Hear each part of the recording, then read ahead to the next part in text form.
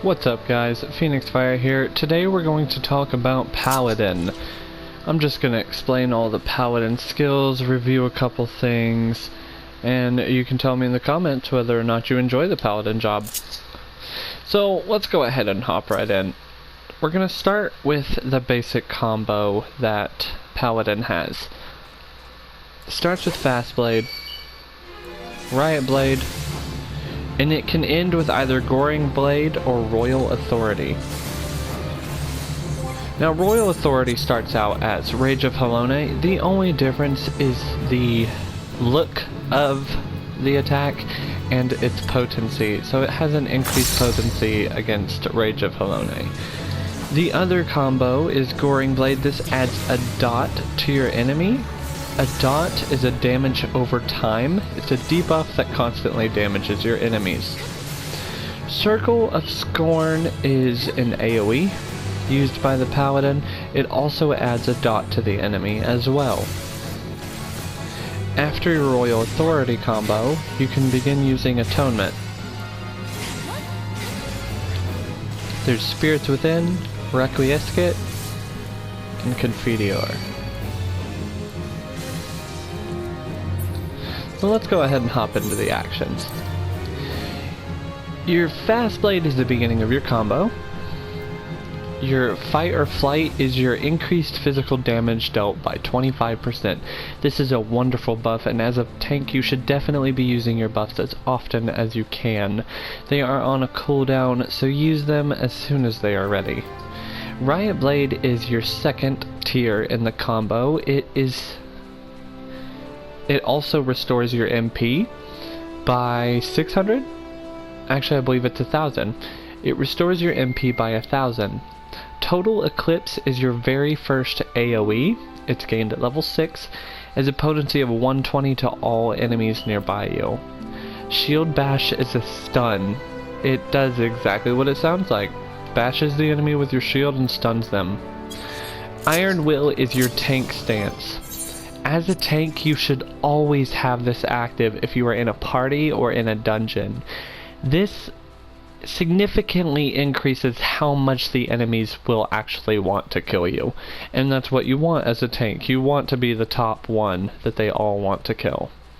Shield Lob is your ranged attack. When you're pulling a mob in a dungeon, you should always start with Shield Lob because it increases your enmity, also known as aggro, which is basically how much the enemies hate you. You also have Rage of Helone, which is the end of your Riot Blade combo. That changes to Royal Authority later on at level 60. Its potency is 550 against Rage of Helone's 350. Sentinel, it reduces damage taken by 30%.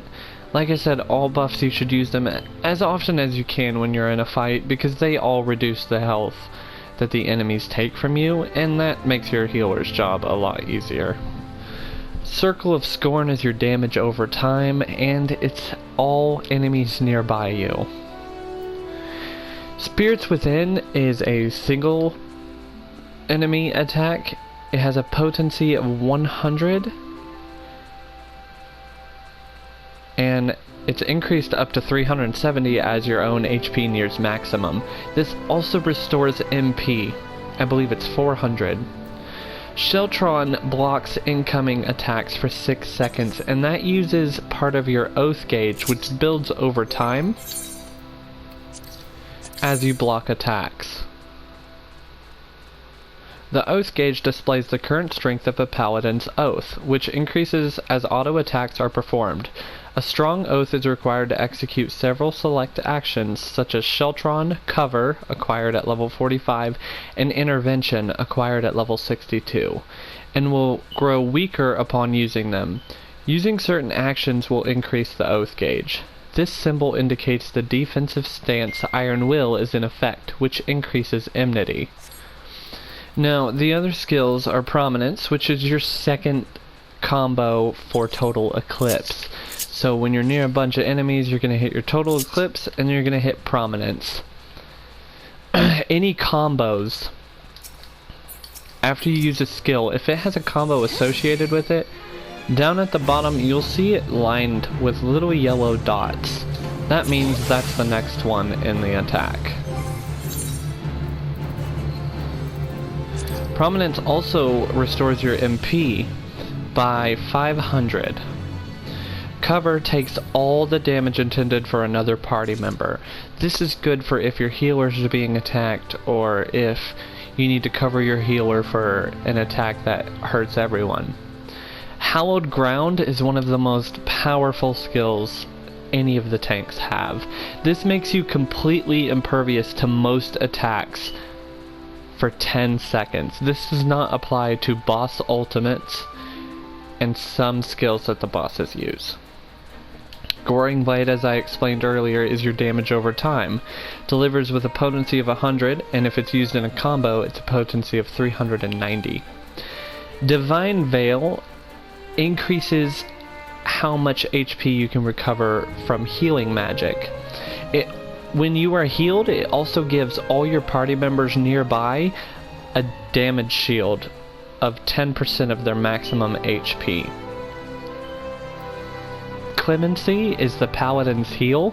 This is a very, very powerful way to self-sustain your Paladin should your healer be downed, or should you not have any other way of healing yourself. It is very potent and one of the strongest healing spells any of the tanks have. Not only that, but if you use it on another party member, it still heals you 50% of whatever it healed the other person. Intervention is basically a little damage reduction shield that you can throw onto one of your allies.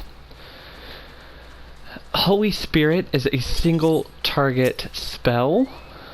Paladin is the only one with tank spells.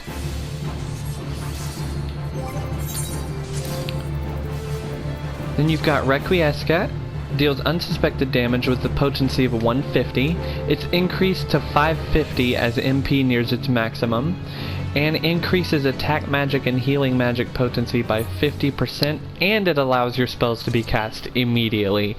A very, very nice thing to have. Passage of Arms, it increases your block rate by 100% and creates a designated area in a cone behind you, which reduces party members' damage by 85%. And that's what it looks like. Pretty cool in my opinion.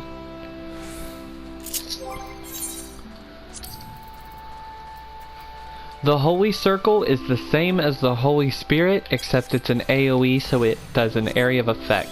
It attacks all enemies nearby you.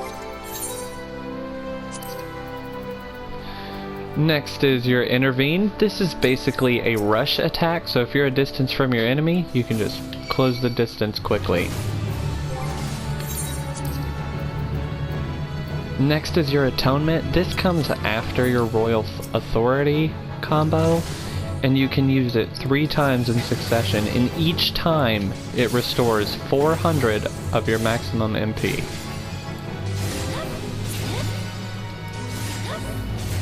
It is only available after a successful Royal Authority execution. And then your level 80 skill is Confiteor. This is an AoE attack that is very, very potent, and it's only usable after you use Requiescat with at least 8,000 MP.